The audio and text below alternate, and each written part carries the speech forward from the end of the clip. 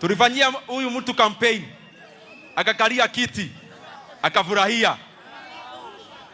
Agenda yake number 1 kwa manifesto ikakuwa ni kung'oa Rigathi Gachagua kwa kiti. Agenda ya pili ikakuwa ni kung'oa Ndindi Nyoro kwa kiti. Agenda ya tatu ikakuwa ni kudhurumu Mheshimiwa Mohamed Ali wa kule Pwani. Agenda yake ya 4 ikakuwa ni kung'oa Mithika Linturi kwa kiti.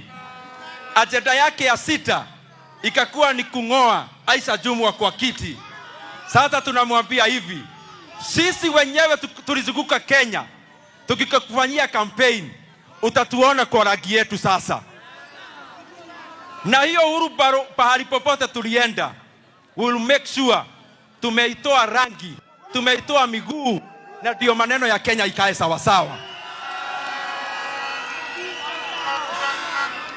Mimi nitaenda Marsabit, tusikizane. Mnataka niende Marsabit? Niende Tana River? Niende Isiolo? Niende Uasin Gishu? Niende Taita Taveta? Niende Trans Nzoia?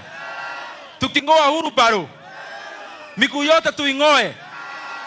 Na tukisema Kenya ni moja na opposition ni moja. Mimi nashukuru sana.